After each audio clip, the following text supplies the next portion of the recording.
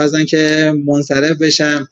واقعا این ترسی که شاید همکارا داشته باشن تو خرید دستگاه، همینجا تشکر میکنم از راهنمایی خوب خانم مهندس که خیلی اصرار کردن که آره، یعنی اصراری که با توضیحات خوبی که به بنده ارائه دادن و من متقاعد کردن که دستگاه رو خریداری کنم، همزمان با یکی دو تا از همکارایی که قبل از من تو اصفهان پیشگام بودن توی کار با دستگاه الکتریفیز، با اونا مشاوره کردم. اونا هم که نظرشون کاملا مثبت بود. خدا را شکر خیلی خوب بود، خیلی عالی بود. من در طی این 3 ماه اخیر تقریبا بالای 100 تا کیس داشتم، تقریبا 80 90 تاش ایدی بود، بقیه پروستاتیت مزمن بود.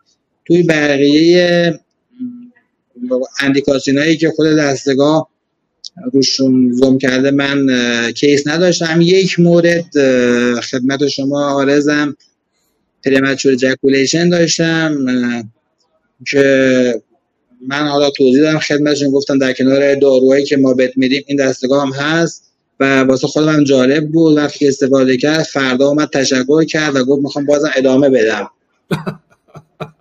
کار کردن با دستگاه فوق العاده راحت است، اصلا وقتگیر نیست، نیاز به حضور پزشک نیست. من توی اتاق دیگه گذاشتم، منشی من اصلا کار انجام میده. من در طی این 3 ماه تا شاید موردم نشد که من بخوام نیاز باشه برم مراجعه کنم در کنار بیمار، اکثرا خود بیمار انجام میده با توضیحاتی که منشی من واسه بیمار انجام میده. و خدا را شکر توی شورت تایم توی این 3 ماه من جون کردم مدیکال تراپی ها با همون فسفودی استرادین بوترا به اضافه به قول معروف شاکوی با الکتروفیکس و راضی هستم. هم مریضام به قول فیدبکی که بهم دادن مثبت هست نسبت به قبل از اینکه دستگاه خریداری کنم، چون موقع فقط درمان مدیکال بوده و در مریضای من به قول معروف توی ایدی 2 دسته مریضا هستن. یه مریضا هستن که خودم عمل رادیکال کردم، رادیکال پروستات، و یه مریضا هستن که نه عمل جراحی نشدن. هر 2 دسته رو دارم به قول معروف استفاده میکنم دستگاه الکتروفیکس رو. تا حالا که توی شورت ترم کاملا راضی هستم، رضایت دارن مریضا، فیدبک کاملا مثبت است. حالا خودم پلنم این هست که انشالله توی لانگ ترم بتونم توی یه مقایسه داشته باشم بیمارایی که ایدی هستن صرفا فقط اینا رو دارو بهشون بدم و بیام بیمارایی که به قول معروف هم دستگاه الکتریفیک استفاده کردن و هم دارو، اینا رو تو 2 تا آر بذارم مقایسه کنم. اگر شد انشالله اینا پیپر کنم و اگر فرصتی باقی بود انشالله بعدا اینو تا یه سکشن بعدی اینا به سمع دوستان برسونم. و توی خود به قول لانگ ترم من هنوز نمیتونم به قول نظر بدم، قابل قضاوت نیست. توی شورت ترم من هم فیدبک مثبت گرفتم و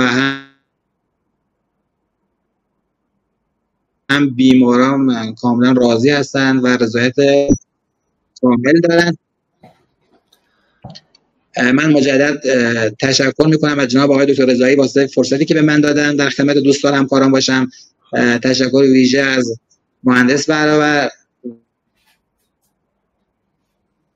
و من خیلی لطف کردن، کمک کردن در طی این 3 ماه و دوستان اگر سوال داشته باشن من در خدمتشون هستم. تشکر از حوصله‌ای که به خرج دادید. خواهش میکنم دکتر، خیلی هم عالی. من قبل از اینکه الکتروفیکس رو خریداری کنم شاکوی خریداری کردم تو مطب.